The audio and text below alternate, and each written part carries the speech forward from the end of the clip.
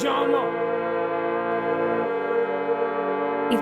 to another episode of SITM Stuck in the Podcast. I'm your host, Uncle AK. If your first time checking us, please hit that notification button, that subscribe button to get weekly notifications. With me today, I got my brothers. You know what I mean? Grew up with these fellas, man. I don't remember if you guys were married before the pandemic or within the pandemic. You know what I mean? But we're going to chat through that. The purpose of this episode today is really to discuss work, life balance, marriage, and all that. You guys have come a long way, not just educationally, but pursuing your personal growth. You know, those things that you really want to do for yourself, you guys have pursued that.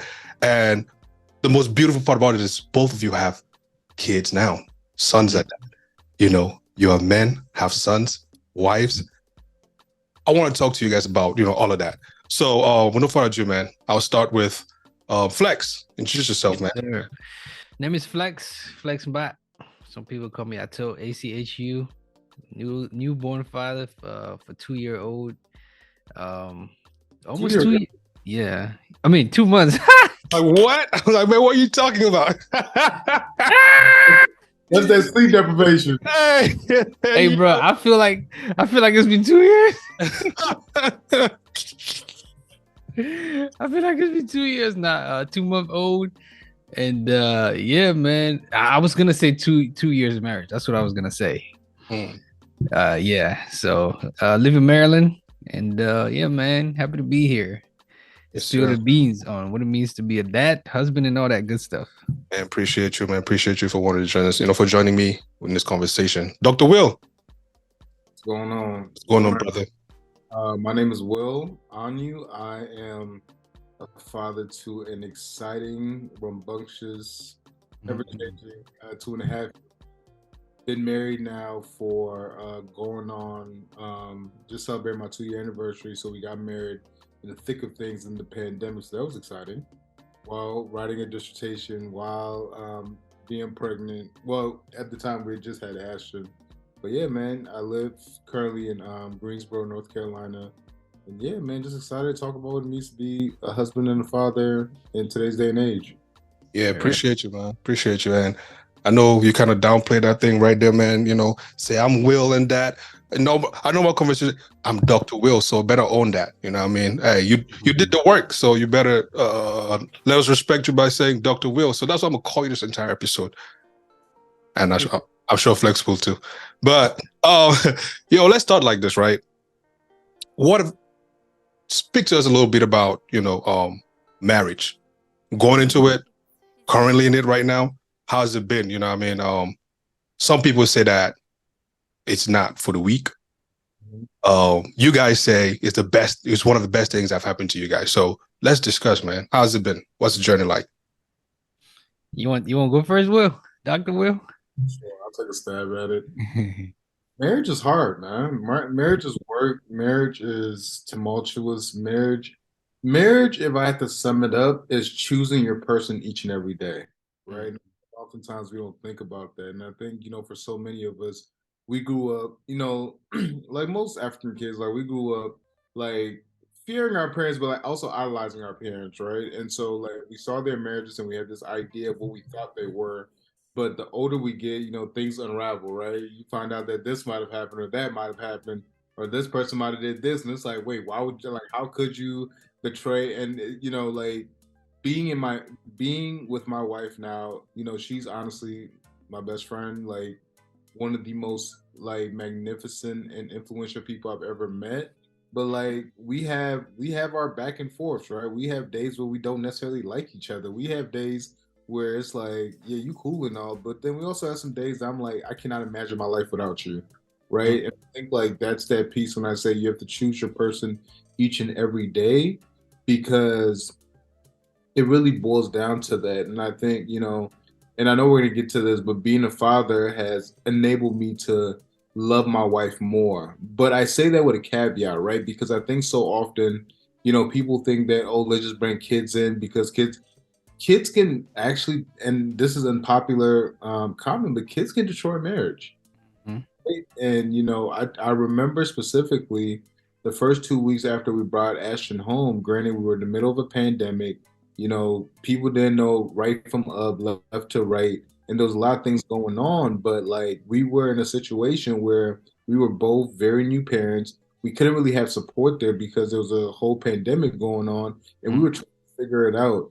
And I remember, and I hope we get to this, but I remember through couples therapy, like I had become so frustrated. And I remember our therapist had told me, look at Ashley and tell her how you feel. And what I was thinking, like I just looked at her and I was like, I'm tired of you treating me like an effing stepfather, right?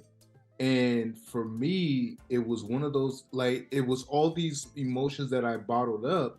And what I associate stepfather with was you're treating me other than this child's father. And you're treating me like everything that I'm doing is wrong and everything, that I'm attempting to do is not right. And being able to share that and her being able to receive that, we were able to work through that. And I think oftentimes, it's examples like that in marriage where, when you say, for better or worse, and I think oftentimes people don't realize what that means. And that those few words, they encapsulate so many different things. Mm-hmm. Yeah, that's dope, man. Wow. What you got, Flex? Now, I would amen all of that. Marriage definitely one thing that Dr. Will said that's really really key is like his wife Ashley is his best friend. I think that's paramount when choosing a partner. Like they have to be like absolute best friend, somebody that you know what I mean. Like people come to me, it's like, hey, don't tell nobody this, but I mean this is for every married person. It's like the first person I'm gonna turn around and tell is my best friend. You know what I mean? Like in my partner, we share everything.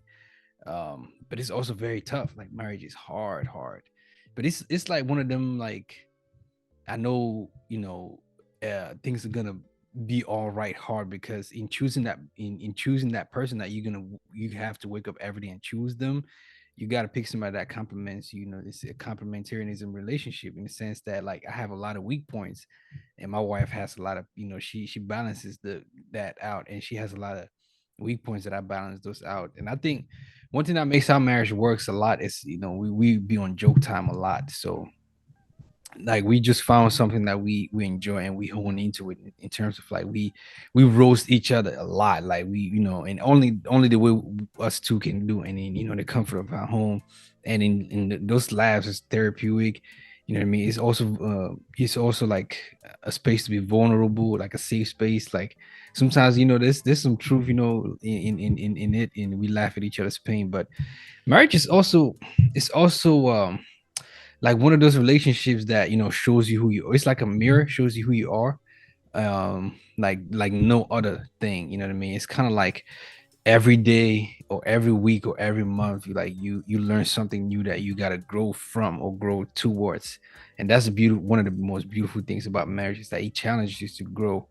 And another thing too, like Dr. Will said, like you add kids in the mix. I can't imagine having a kid, especially in America, in the middle of the pandemic with no support system. Because like one thing that I'm like, having a kid, even now that we on the other side of the pandemic, and in Maryland, for example, where there's a lot of support, I'm still like, damn, like nobody called me like 2 weeks to be like, I'm gonna come shower the baby or I'm gonna come carry the baby. It's like we get in a bed, like you know what I mean? Like I'm like, dad, can we get some help? So I can't imagine that. But yeah, adding kids to the mix, and this is something that me and my wife Kelly, we talked about like recently. Like I understand now why. Like I used to like, dang, like you bring a kid and then the marriage just go to to poop. Like I was like, dang, like I understand now. Like you bring kids in a marriage, it can take it like this or it can take it like this. And so you definitely gotta, talk through that and be there's no right time to have a kid, but you just gotta be aware of that. Yeah, man, wonderful. Going back again, staying on that pandemic thing, right? You guys have lived with your wives during the pandemic, and now that we're outside, you know what I mean, you're seeing a different way of life to adapt. Could you speak a little bit about Dr. Will, could you speak a little bit about the difference between being in the pandemic, seeing your wife every single day, versus now that sometimes at least you go out, if you don't have to be at home if you don't want to, you know what I mean? So speak a little bit about that. So it's interesting. There was a report that came out that showed that divorce rates actually heightened during the pandemic, right? And the reason behind that, or one of the conclusions behind that, was the fact that people were not accustomed to seeing their partner for so many times in a day. Because you think about it, like in America, the divorce rate is 52%, right? So let's like just from a statistical perspective, but that's also on the premise that like, all right, I don't necessarily have to talk to this person, or I don't necessarily have to see this person if I don't want to. We're talking about 52%. So we're already starting off as a negative. If you think about it from positive negative correlation. And in the pandemic, like you can't really go out, right? And so like whoever you're stuck in the house with, that's who you're stuck in the house with. And I think something that Flex attributed earlier is like you have to be friends with that person. Like you have to be friends with that person because if not, it will drive you insane. And I think for my wife and I, like we are generally friends. And like, yeah, it was some hard times, but thankfully, so it's funny. And I add this caveat. So we were living in a 2 bedroom, 500 square foot apartment in so the pandemic hit like around March of 20 well things really started shutting down March of 2020. So we're living in that apartment up to February of 2020, and literally we closed on our house a week before, like literally like a couple weeks before everything shut down, right? And I often think what our lives would have been if we had stayed in that apartment. That apartment was about this big. Yeah. And moving to that house, it was nice because it was 3 levels. I had my space in the basement. She had an office all the way upstairs. So like it was times where it was like, go to your corner of the house, I'm gonna go to my corner of the house, right? I had a gym in the basement. So like and for me, like y'all know, like I love working out. And so going to the gym, running on the treadmill, riding the Peloton, lifting weights was a way for me to relax and release stress. But it was hard because it's only so much Netflix you can watch. It's only so much scrolling you can do on social media. Like, like you have to talk to the person. You have to engage with the person. Like you have to have these conversations with this person. And when I tell you like that time made our marriage stronger because it made us realize that if nothing else, like we had one another.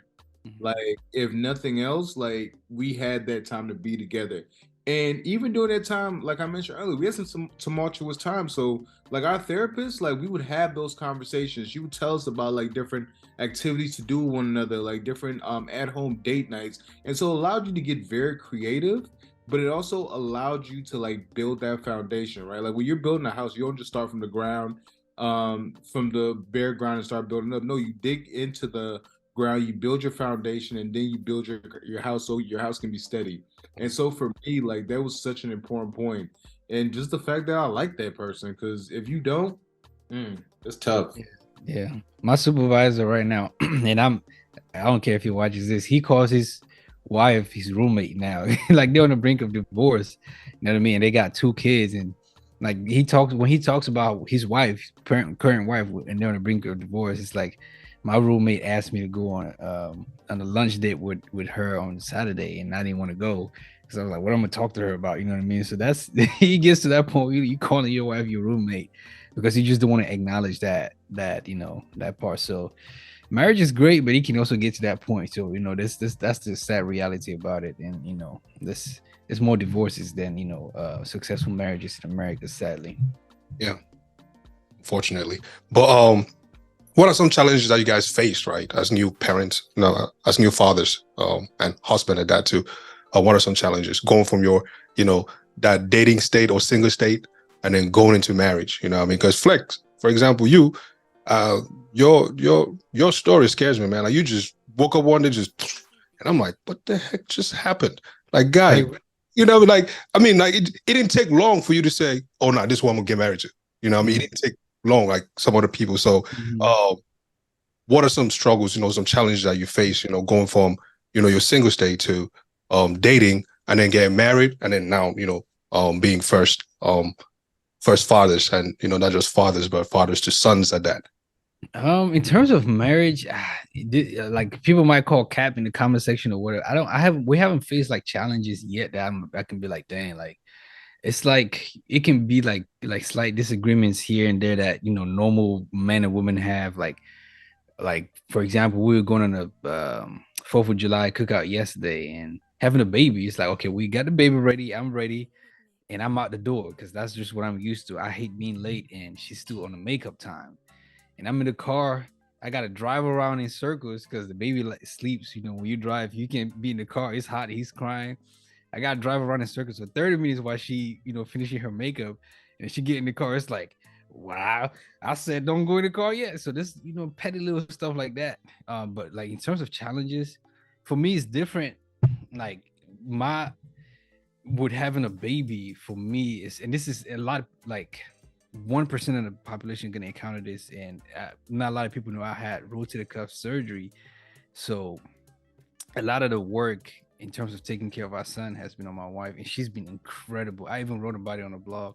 She's been incredible, like, supporting and taking care of the baby. I'm now getting into being able to actually lift the baby, change diaper, shower and things like that. But for the bulk of the baby's like first couple, and those are like new mom times where she's just supposed to be resting and things like that, she was taking care of the baby. So that I kind of like was peeping that that was kind of challenging for her and frustrating.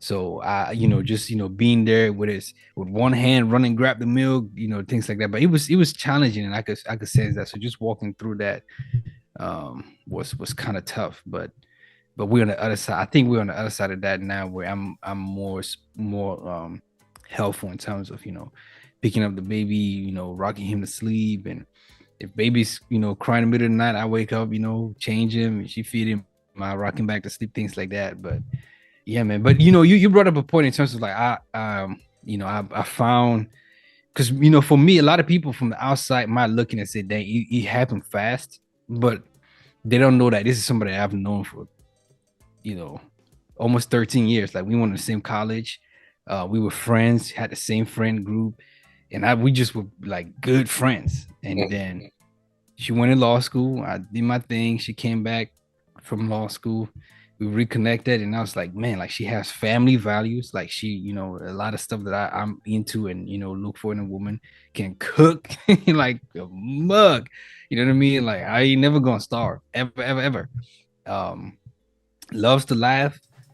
It's funny because I have not a funny bone in me, and I don't laugh at all. Like people think stuff is funny, I just be like, what is, what I mean? And so like, so she and we are comfortable with each other in the sense that like you can be in a relationship, like a lot of people might relate to this listening, you can be with somebody like in a relationship, boyfriend, girlfriend, engaged, husband, and when there's silence, there's awkwardness. It's like, okay, what do we talk about now? But my wife and I, we can be quiet, and it's just like, in you know what I mean, like cool, like I don't gotta talk to you right now, I just want to be with my thoughts, and it's fine. I don't have it's not the sense it's like, yo, you gotta force a conversation. And that was one of the things that I really, really, really liked about her, and that I appreciate to this day. Hopefully that don't ever change.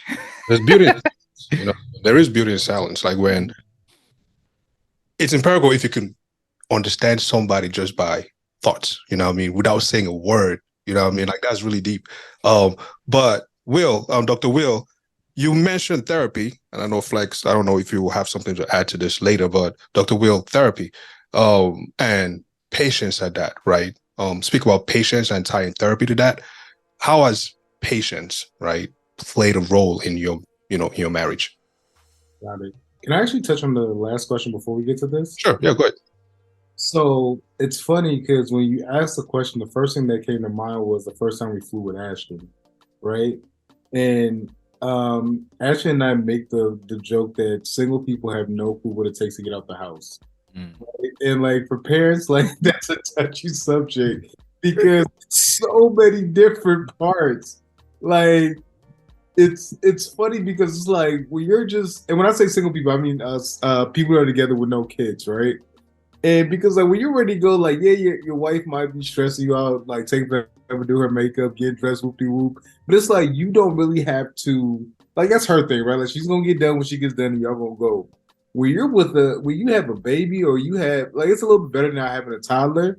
But when you have a newborn, you got to make sure they have milk. You have to make sure they have their snacks. You have to make sure they have diapers. You have to make sure they have wipes. You have to make sure they have a second set of clothes in case they blow up their diaper and poop gets everywhere on those clothes. And then a third set of clothes just in case that happens twice. You have to make sure they have their favorite toy. You have to make sure they have their pacifier. You have to make sure that you have to take purified water because you can't just give, like, there's so many different things that you have to think about, right? So I remember our first international trip as a family. We went to Mexico, and we're leaving from Philly, flying to it was a direct flight to Puerto Morelos, I think it was, and it was just like usually like I would go like with Ashton and I we travel a lot before we had Ashton, and we go to the airport like an hour and a half, maybe 2 hours before. We got to that bad boy 4 hours before our flight took off. We were trying to think about every single thing that could go wrong. And thankfully, like, he was amazing on the plane, didn't cry. He was watching the show, like he was chilling. But like as a parent, like you're thinking constantly about everything that can go wrong. Second part to that. So this past weekend, I was up in the DMV area visiting my mom. And so Ashley and I went to go spend some time with our cousin Kyle. Yeah, I know Kyle. Kyle's a good time. Mm-hmm. And so Kyle texted us on, I think it was Monday. It was like, and it was 3 p.m. Kyle texted us, was like, "Hey y'all, we're going to this party. We're thinking about getting there around 6:30. Y'all should pull up." And I got mad, but not like in a mad way. I got mad in a funny way. I was like, "This fool has no idea what it means to be a parent. You can't just." First of all, I can't bring my child to a party. And second of all, like me taking my child to a party, I'm not having a good time because I have a toddler who is fast. I have a toddler who likes to draw walls. I have a toddler that likes to grab every and anything. And so the entire time that I'm there, you're sitting back having a good time. I am making sure my child is not destroying your house. Like that's the only thought process that's going in my head. So now I just want to mention that because it was funny when you asked that question. But patience and therapy. So I think I need to back up a little bit from the therapy to actually just give you like the overview and the history of me with therapy, right? Like y'all know the culture we come from, right? Therapy is not really something that we talk about, nor is therapy something that we do. Because what do they tell us? Pray it away, stick it deep and forget it and so forth and so on. And as we all know, that's super unhealthy. Right. And so I actually didn't start taking therapy until my doctoral program because I was in a situation where I was working in a super toxic environment. Like literally, like I would have times where like on Sunday morning before I go into work on Monday, like I would have panic attacks. My body would physically start shaking. Like I hated the environment I was working in. My boss, she was a horrific human being, and if she's watching this, you are a terrible human being still.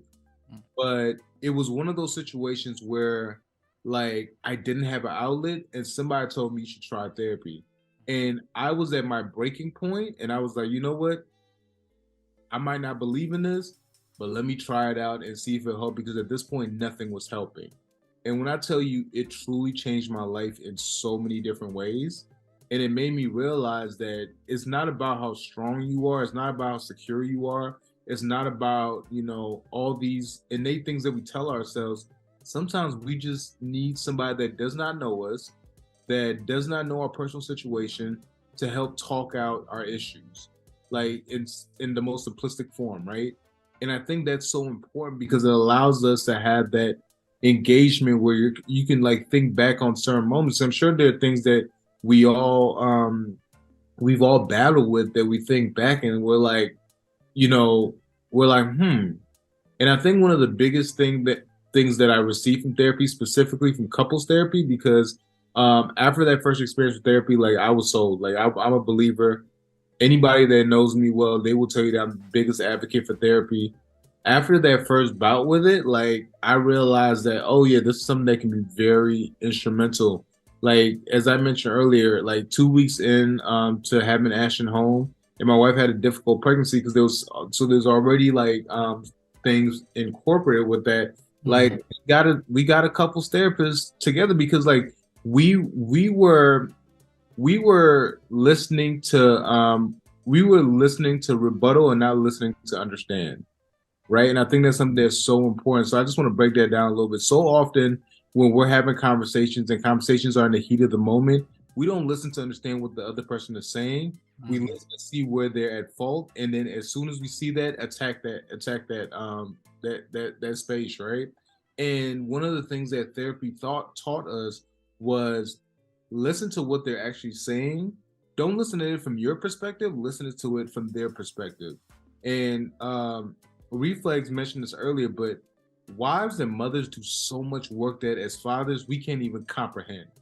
And like I want to be so honest about that. Even the great and that's not taking anything away from great fathers. That's not taking anything away from just fathers in general. But women do so many things, so many little things that as men we don't even comprehend. And I think in that time, like having the patience to listen to what my wife was saying, having the patience to help her without her asking me. Because one of her biggest pet peeves is like when we're having an event or something's happening, and I ask her, "What can I do?" And she looks at me and she tells me, "Telling you what you can do, that's one more thing that I have to do." I just she was like, "I'm not trying to be rude. I'm not trying to be disrespectful, but I just need you to figure it out." Right. And so like these are all little things that over time, like I've learned. So like when Ashley's in planning mode, like I don't ask her, "What do you need me to do?" I look for what needs to be done. Oh, if we're going out for a long weekend, have the dishes been washed? Because you don't want to leave them over a long weekend. Wash the dishes. Is the trash taken out? Because you don't want to leave it over a long weekend. Take the trash out. Is the cat situated? Make sure that's situated. Is the room somewhat clean? Because you don't want to come back to a dirty room, right? And so it's so easy for us to be like, oh, give me a list of what you want me to do, and I'll just work down that list, but not realizing that for them, you're just adding one more thing onto their docket. Well, thanks for that breakdown. You mentioned a little. You mentioned something about Kyle texting you, say, "Hey, show up at 6 p.m. or 6:30 to the thing," without really remembering that, hey, this Dr. Will got a son, and reflects to it that too, with your son being 3 months now. How have you guys been able to shift your mind, right, from okay, it's not just me and my wife now, but there's this little person that we also got to cater to, and the question goes to everybody outside of your immediate home, right? You're like those those two other individuals plus you three, right? How like your relationships, how do you navigate them? How do you put, I don't want to say put one over the other, but how do you navigate them now versus how you did before having your child? Man, I'm different, man. I look at this having a kid as like a plus. I got the power of no now. Like people already knew me, like, you know what I mean? Like I be out, but when I'm out, like I disappear. Like, I go somewhere and then my friends know this. They already know I don't say bye. Like I just show my face and if you don't see me, I'm gone. Like I don't say bye. And I did this past couple weekends. Like at the moment my friends had a baby shower, I showed up, dapped people up, went in the back, and I was gone. And people was like, "Yo, he's still here." But now I just have like more reason to say no, because that's already me having a kid. It's like I'm about to take care of a kid, or what I'm saying, like the wife going to do her hair, I'm taking care of a kid, and it's no reservations now too. It's like, damn, I'm gonna say no. What kind of story I'm gonna? And I was just like, I'm taking care of the kids, so for me, that's easy. I ain't got to come.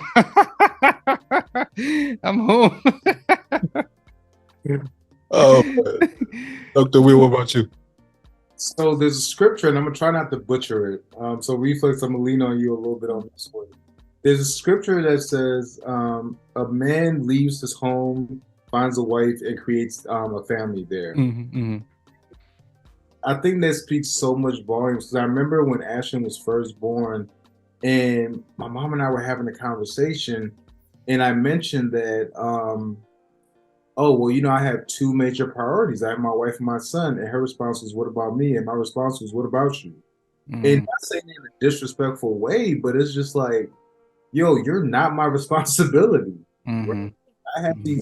I have this woman that I've chosen to be my life partner, that I'm going down this journey with, and I have this child that, like, literally they are depending on me for life. Right? Yeah. Like, literally, like, and I think you didn't really ask us, AK, but I'm gonna dig a little bit deeper. Like once you have a kid, your idea of responsibility changes dramatically, right?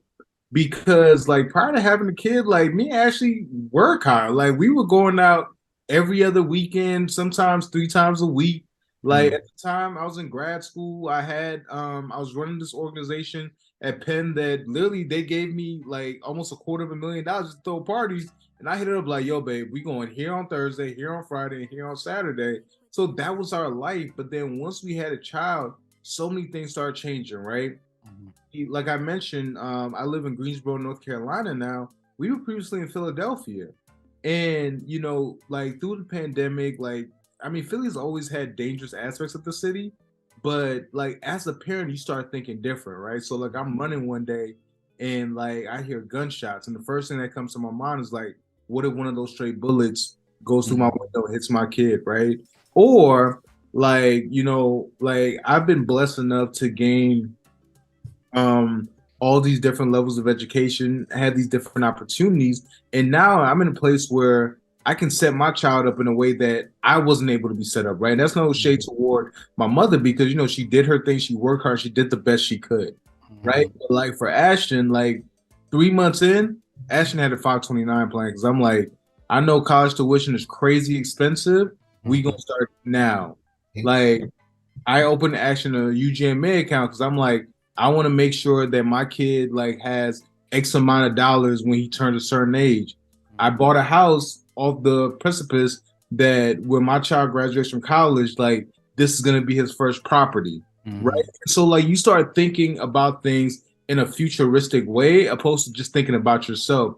But even with that, like being a father is one of the most terrifying things that I can think of, right? Because like we all know what was happening during 2020, seeing George Floyd, Breonna Taylor, and all these like senseless deaths. And like for me, I'm like, and it's interesting because in Philly this past weekend there was a mass shooting, and 2 kids under 2 weren't killed, but they were injured because the gunman sprayed the gun into a car. And I'm thinking like, yo, I know that park. That's the park that I used to take my son to and my god kids to every weekend. That park is literally down the street from my parents-in-law's house.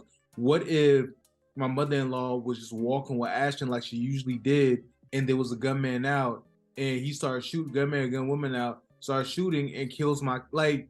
All these thoughts start like going through your mind, and it is a terrifying. It's a terrifying thought, and I think I'm like getting way off the question now, but I think just to conclude it, like being like transitioning from single life, and when I say single life, I mean life without a child to life with a child. Like it's interesting because this past weekend I was talking to y'all's pops, and I'm like, Uncle Vic, how did you have 6 kids? Like I'm terrified of the thought of like we went to go see Gertrude, and like Niecy and Ashton were just running around screaming. Nolan just sitting there just enjoying, and I'm just like, yo, this is terrifying. But then I remember us, and I'm like, yo, when we were kids, we used to torment Reflex. Like we used to, like we were out of control. And I'm like, yo, y'all are real life superheroes because like, how did y'all deal with this? So yeah, it's definitely a transition. Yeah, I'll ask something though, like in terms of like like prioritizing.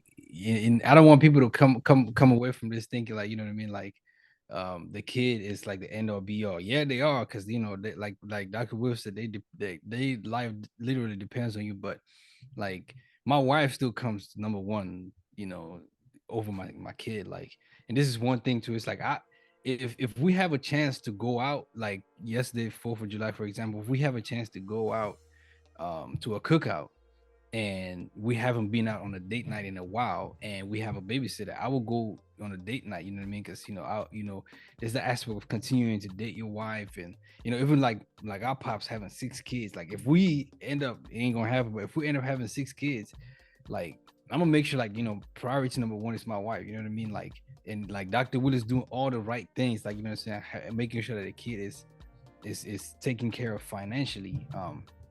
But that while that is happening, what I'm saying, like wife still also takes priority. Like, okay, my wife, she basically takes care of her nails and hair, whatever. Like that's, and I'm fortunate that she just does them things. But it's like, if I'm ever called like, hey, like I want to go take out my nails or my hair, it's like, okay, she's gonna, I'm gonna make sure that she looks good and things like that. So wife definitely is the priority, and then the kid, and then everybody else, whether it's my mom or dad or whatever. Like being a husband to somebody now, even my family comes, like after like my kid, because priority number one is, and going back to that scripture, that's because another scripture has to say, if a man doesn't take care of his household, he's worse than like an unbeliever. You know what I mean? And it's an extreme word and say like you got to take care of your own. And so it's just an extreme balance that you have to work with. But that's not to say, man, like in marriage, having a responsibility as a kid, having a wife, that's not to say we don't turn up. You know what I mean? Like you just pick your battles more more precisely, strategically. Yeah, you know what I mean. Instead of going to U Street and hitting 7 bars, you're like, all right, yeah, let me know where y'all gonna be at a popping spot. I'll meet y'all there. I'm gonna get a few drinks and I'm out. No, I definitely want to echo that point. Like, especially when you have children, continue to date your partner, because Mm-hmm. that's the fastest way to divorce. Continue to date your partner. Continue like date your partner. So pretty much don't get comfortable. Mm-hmm. If ain't sweet, don't get comfortable. Mm-hmm. Yeah. She gonna notice and she gonna call you out on it too. In about 3 weeks, we ain't been on a date yet. Hey, Valentine is coming. Right. The roses. Hey, while we at it though, yeah, you guys keep throwing out those examples of how you want to be that great father example to your sons. Like, what other ways are you guys implementing different like changes to your world, right? So that as your sons are growing up, and even your godchildren at that, as they're growing up, they're seeing you guys as that example that they can emulate within the world. Man, it's the sorry, I'll go first in this, and I'm gonna be quick. It's like the littlest things, man. Like y'all know this because y'all grew up with me. Y'all my big brothers, man. I don't eat vegetables at all, but I'm starting to eat them things because kids do what they see, not what they told. So it's like little things like that. Because I know, like, listen, if I tell this dude eat vegetables and I'm not eating it, he's not gonna eat his vegetables. So it's like little things like that, like just making sure that like I lead by example. If it's financial lessons, you know what I mean, like being practical, you know what I mean, like, and being an open book as well. Like I'm not scared. Like when my son can process numbers to be like, yo, this is my bank account, this where I messed up this week. Like I want to, like, you know what I mean, I could have held out of that Chick-fil-A, this rice at home, you know what I mean, kind of things like that, and being really practical and leading by showing, and not just because we grew up in an environment where it's just like, yo, listen, this is how it's gonna be done, or this is what you gotta do because tradition, you know what I mean? Like I was telling AK one time, tradition is really just peer pressure from dead people, you know what I mean? Like That part. I want to lead by example. It's like even to the littlest things, like, yo, eat your vegetables, because and the kid going to eat it because it's like, oh, maybe it's good because Pop's eating it, you know what I mean? Because I eat some vegetables, so I know my kid not gonna eat it if he don't see me eating it. So that's leading by example. Nah, that's dope. I mean, like, y'all know, I had plenty of father figures in my life growing up, but until recently, I didn't know who my biological father was. And for me, like, that left a huge void, right? And like, for me, it was like, yeah, like I had like your Uncle Bix, I had my Uncle Gables, I had Uncle Charles, I had all these different people that I looked up to as fathers, but those were still my uncles, right? Like I didn't have like somebody that I refer to as dad and actually meant that, right? And so I think for me, when I first found out that Ashley was pregnant, like I was terrified because I was like, I don't know what it means to be a father learning from my father, right? And I remember one of the best pieces of advice that my boy gave me that I give every newfound parent is your kid has nobody to compare you to. And for me, like I genuinely like my kid. Like so for instance, like yesterday we drove down from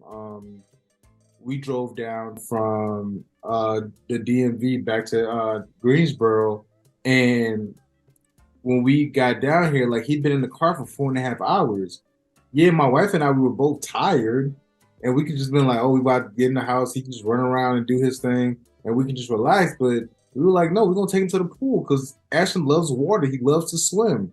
And so what did we do? As soon as we got home, we unpacked the car. We put on his swim stuff, and we took him to the pool and spent 20 minutes there, right? Like not a long time, but in that 20 minutes, he had such a good time. Like I'll pick him up early from school sometimes. Thank God for a flexible work schedule and take him to the sprinkler park because I know Ashton loves to run around the sprinkler park, or take him to the park because I know Ashton loves to run around the park.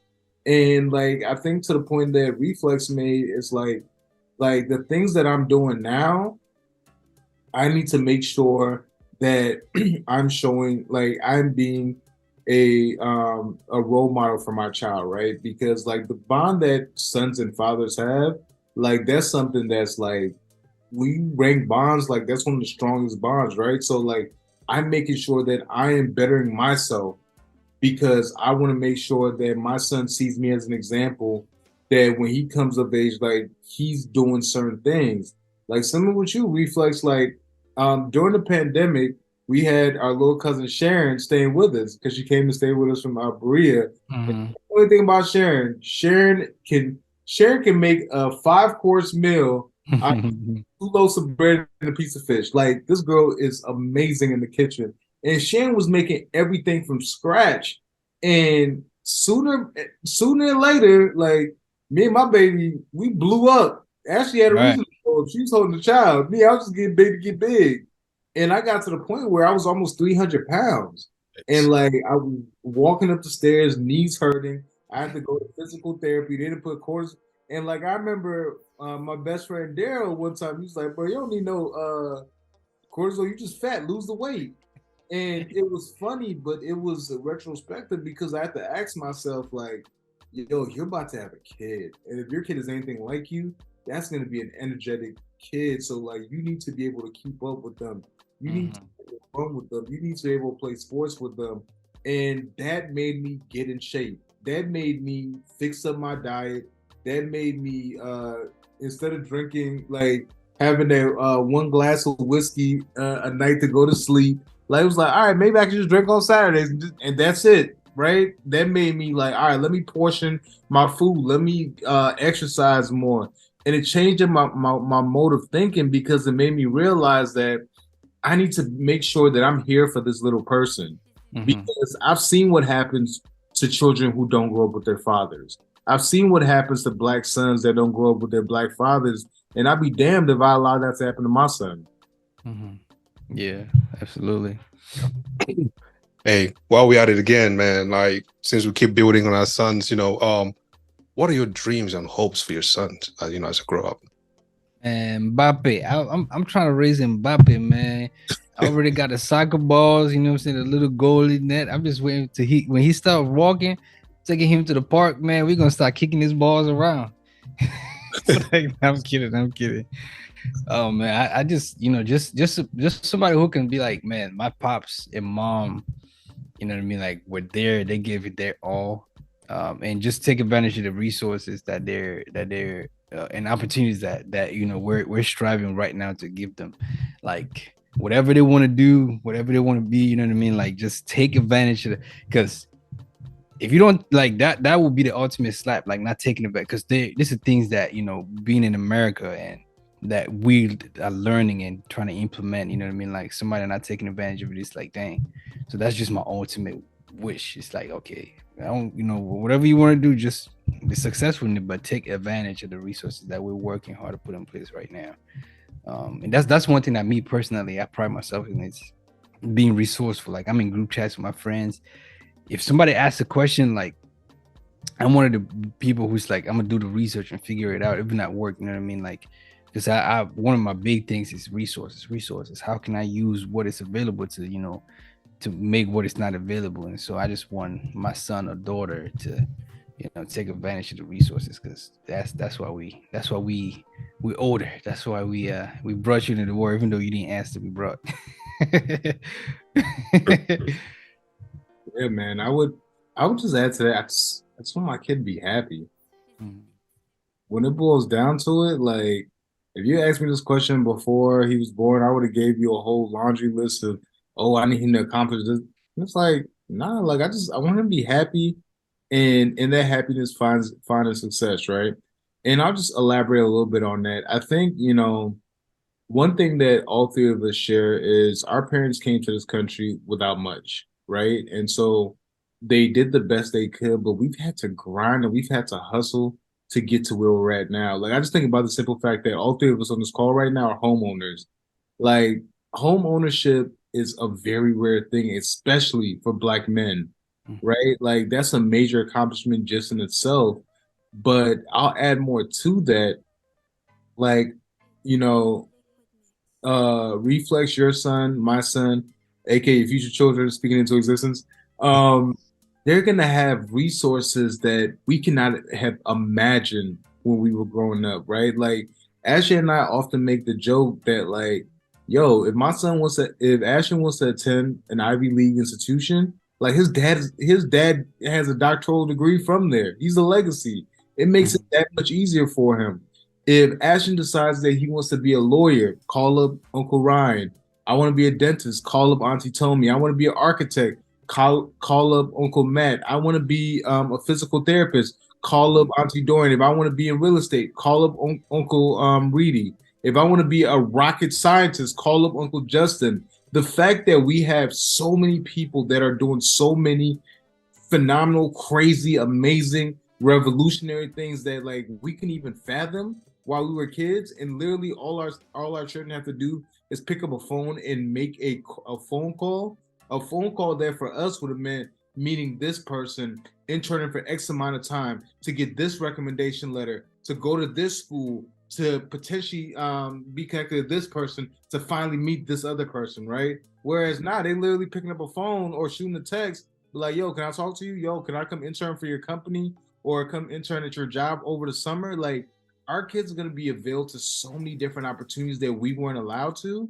And I mean, we didn't have, and it's going to enable them to literally forge for whatever greatness they want to be, right?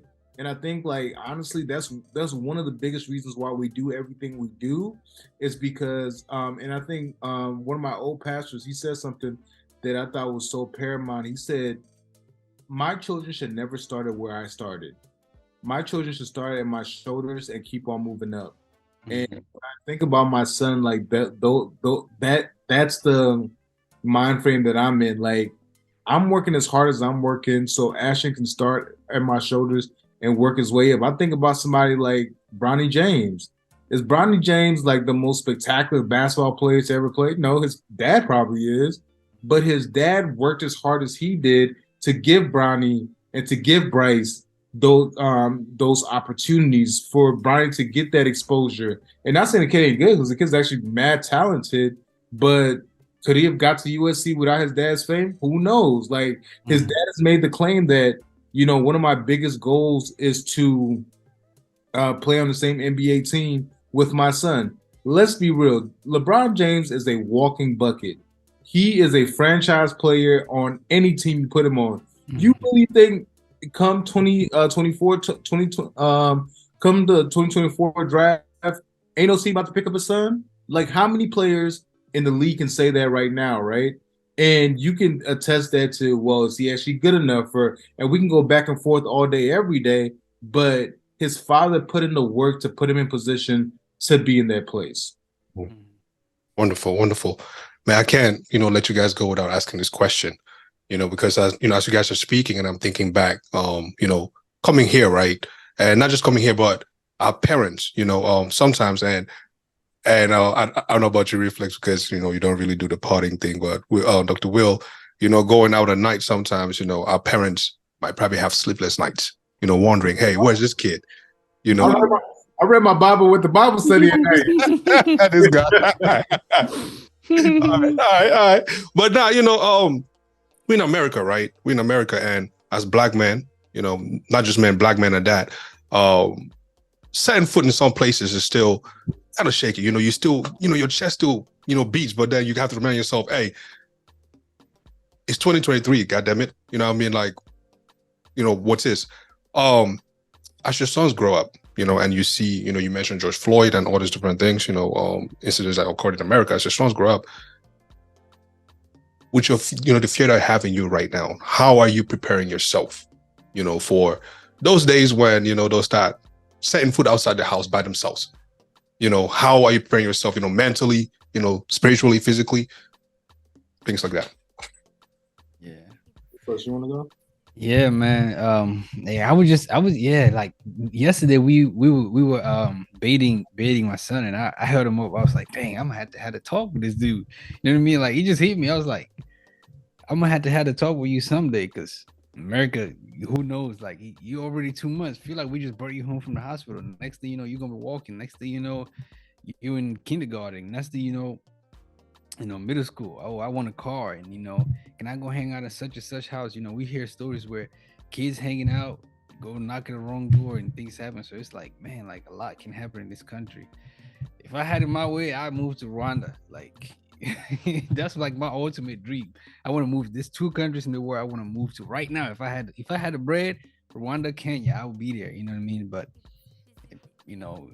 that's like a far-fetched dream. We're here, and it's just prayer, and just preparing my kid as much as possible, just making sure that they understand what it is that what world it is that they live in, and also just taking care of themselves, and just protecting them as much as possible, as a citizen of America. You know what I mean? Like that also means getting my license, getting trained, and putting a few in the chamber ready for anybody who want to get it. So by any means necessary, I got somebody to protect, and I'm gonna protect them with my life, not just my son but my wife as well. So if it's in my crib, it's that right. If it's outside, we're gonna handle it how the law says handle it outside too. So yeah, doing whatever it takes within the confines of the law, but just making sure that they understand what it is to be a Black man in America as well, and that means to talk, documentaries, taking them to museums, like especially living in DC, like there's a whole African American museum where they can understand things like that. Make sure that they know the history of this country, history of where they come from. You know what I mean? So yeah. Basically, what we first just said, mess around and find out. Mess around and find out, yeah. It's funny. So I remember when Ashton was first born. So the first daycare we had him at, he wasn't there for more than 72 hours and got bit. And I was fuming. I was like, why is there a kid with teeth in the same room as my 4-month-old? How could y'all let this happen? Show me the video. I want to talk to their parents. I'm suing. Like I was going off the rails, right? And fast forward now, a year or two later, we get that first call, like, Dr. Anyu, we need to talk to you. Ashton bit a kid today. And what's my first response? Well, what did the kid do? Did he provoke him? Like, what happened? Right?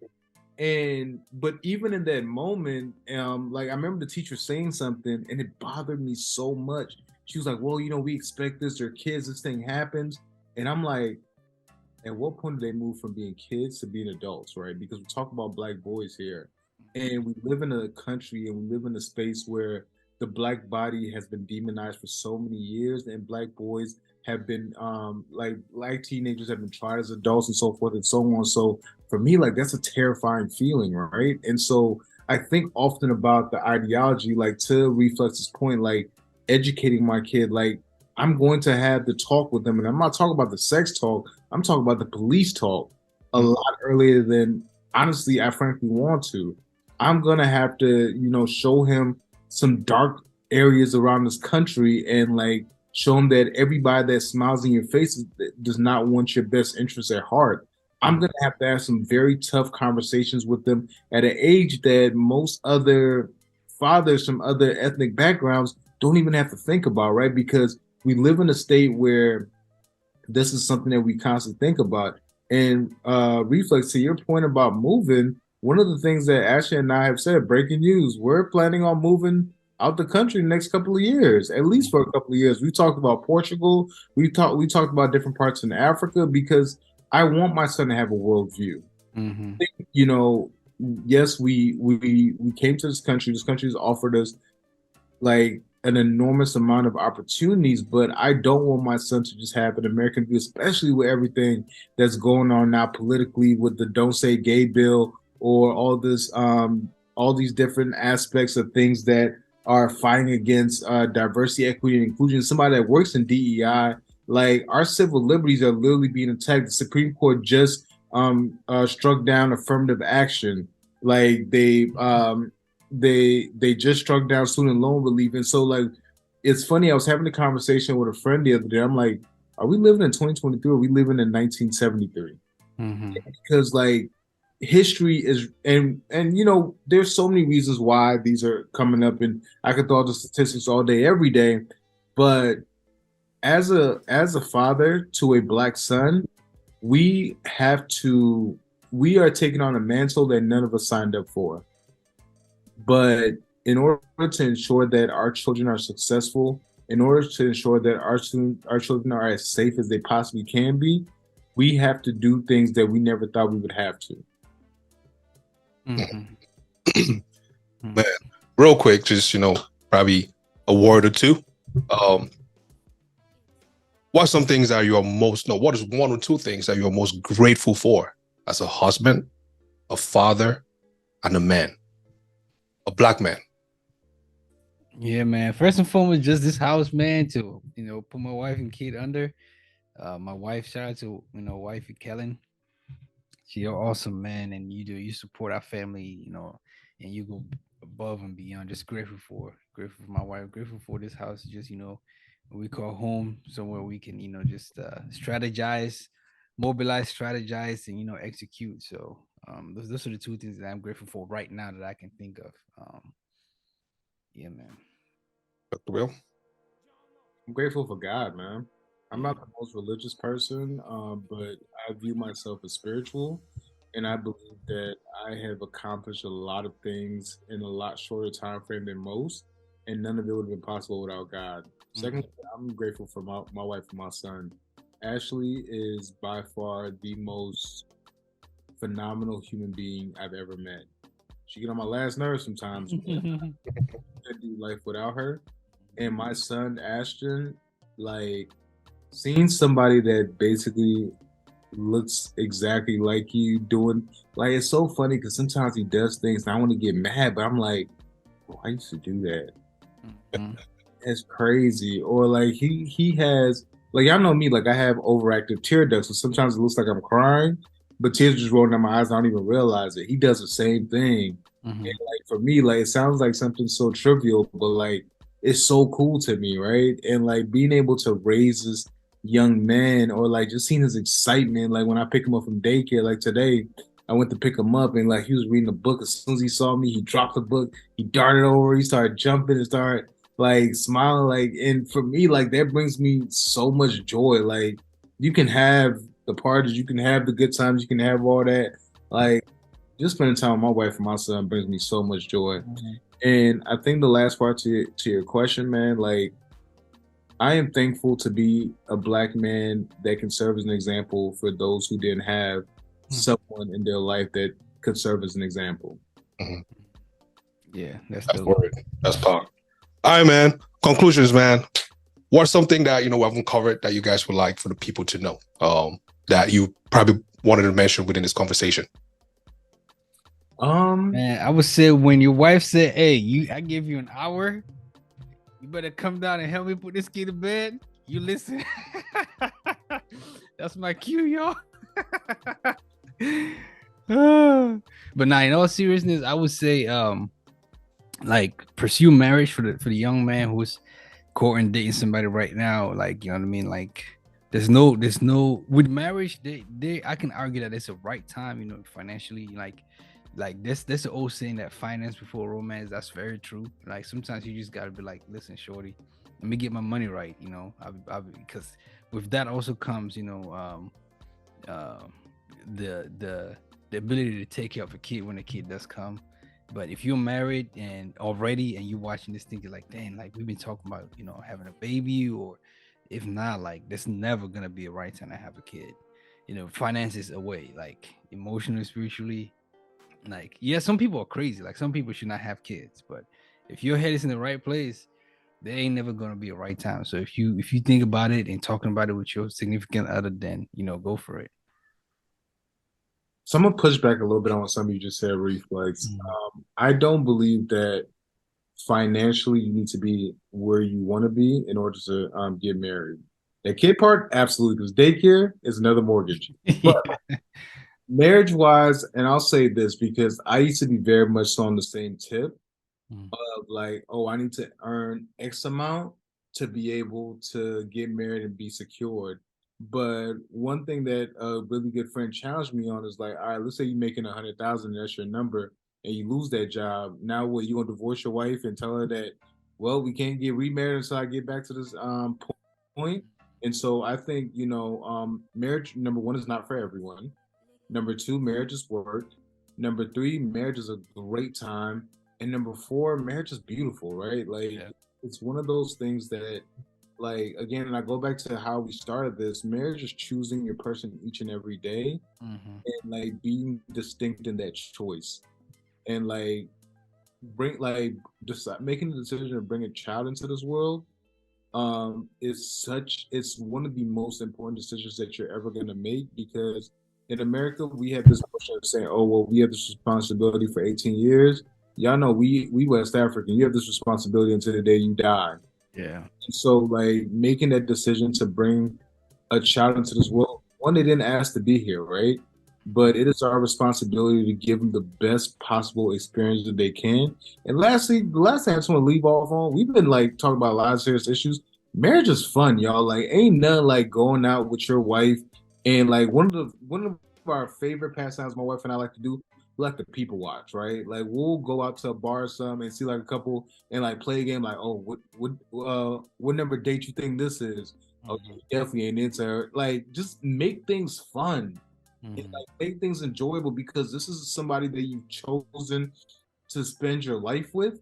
And like, you don't buy an Aston Martin or a Corvette or a Lambo to just stare at it in your driveway. You buy it to enjoy it. So enjoy your marriage, enjoy your family, and enjoy your life. Yeah, absolutely. Yeah, so man, listen, appreciate you guys, man. I hope the listeners and watchers and myself as well, take some of the germs that you guys have some of the germs that you guys have drop here, the knowledge that you guys have dropped here, and most of all, Dr. Will, you mentioned something about therapy, and for most of all, for people, and where we'll come from, Africa, that I don't know now, but before we used to view therapy, there's that negative connotation to it, right? I hope that most people are open to it, and also find out as a good avenue, right, for say if you have issues in your marriage, you go seek that, outside counsel, paid counsel at that, you know what I'm saying? So a professional counsel, let me put it that way. But yeah, man, appreciate you guys checking us, here, and watching to the end, of this, of this talk. If you got on to this point, you're a rock star. Appreciate you. If you're not, subscribed to the channel or following us on all streaming platforms, it's SITM Podcast on all streaming and social platforms. Follow us, subscribe, like, comment. If you want to be a guest on the show, DM us. We're willing to and open to have you on. I'm your host, Uncle AK. My guest today is Dr. Will and Flex. Flex got a YouTube channel as well. Dr. Will got a podcast too. You guys go check him out. Dr. Will is a speaker. Is a educational consultant. Telling you, man, these two folks here. I mean, I'm not going to spill Reflex's own for whatever reasons, but these two folks here, man, reach out to them. If you need something educational, reach out to Dr. Will. Anything IT related, Flex got you. Or remote jobs, man. Check out their YouTube channels and their podcasts. Thank you all for watching, and we are out. Stuck in the Middle. This is your girl, Adele Clarice. Shout out to Stuck in the Middle podcast. We love you guys. General, I feel like I'm stuck in the middle. Stuck in the Middle podcast. Big shout out to the family. I'm talking to Reflex, AK, Shuri, and the rest of the gang. Hey, make sure you bring all your important information, your art, everything in the DMV. Doesn't matter where you are at. Come to the DMV to Stuck in the Middle podcast. That's where it's happening.